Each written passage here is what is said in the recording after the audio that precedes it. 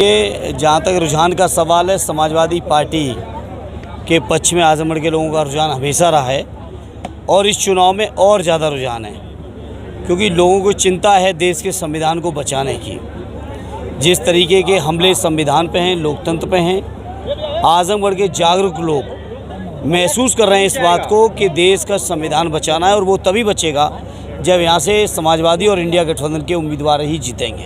Sir, कल deputy CM आए थे और कहे कि अब सैफई और इटावा वालों का यहाँ दाल नहीं गलने वाली, अब वो यहाँ से काम खत्म, निरहुआ ही यहाँ फिर से जीतेंगे। डिप्टी सीएम्स के बारे में हम क्या कहें, चूँकि जनता में वो अपनी लोकप्रियता खोए बैठे हैं, तो अपनी पार्टी और अपने मुख्यमंत्री को खुश करने के लिए बहुत ऊटपटांग बयानबाजी करते हैं, लेकिन लाख बयानबाजी के बावजूद उनका विभाग उनको नहीं मिल रहा है लौटा के।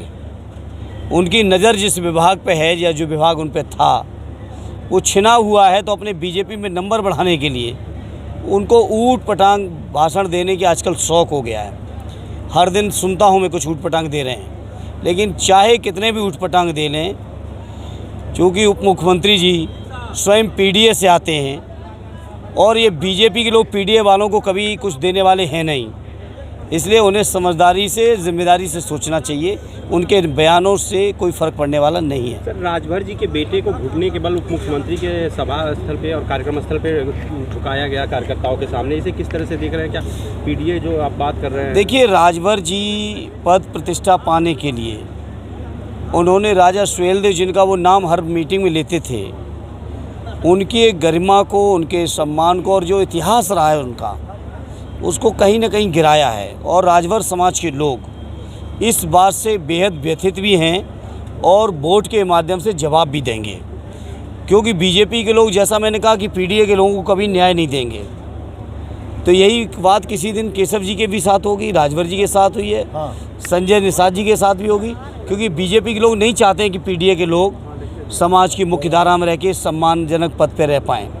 और अगर वो लोकसभा का टिकट दिया भी, तो टिकट देने से ज़्यादा जो अपमान कर लिया है, मैं समझता हूँ राजभर समाज के लोग इस बात को स्वीकार नहीं कर जो बीजेपी परिवारवाद का आरोप लगाती है, वही बीजेपी जो है अरविंद राजभर को टिकट दिया, जो ओम प्रकाश के बेटे हैं, और अन्य जिलों में भी इस तरह की बातें आई हैं कि सबके लड़कों को टिकट दिया। इस पर क्या करें? मुझे खुशी है कि पत्रकार मित्र इस बात के लिए चिंतित हैं, और मैंने कई मौक़ों पे कहा कि प्रधानमंत्री जी को या बीजेपी के लोगों को मैं अगर उनके परिवारवाद को गिनाना शुरू करूँगा तो शायद आप अपने चैनल पे दिखा नहीं पाओगे, इतनी लंबी लिस्ट है।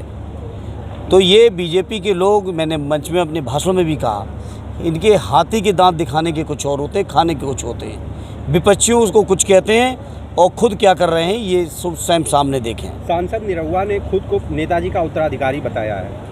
उन्होंने कहा है कि जो काम मुलायम सिंह यादव ने आजमगढ़ में किया है वही किया है, और मैं किया हूँ, अखिलेश जी कुछ नहीं किए, वो केवल आए और सर्टिफिकेट लेकर चले। अखिलेश जी और कुछ किए नहीं किए वो तो आजमगढ़ के लोग बेहतर जानते हैं, लेकिन हाँ उनको यशभारती ज़रूर दिए हैं। बाकी तो आजमगढ़ के लोग जानते हैं, मुझे गिनाने की ज़रूरत नहीं है।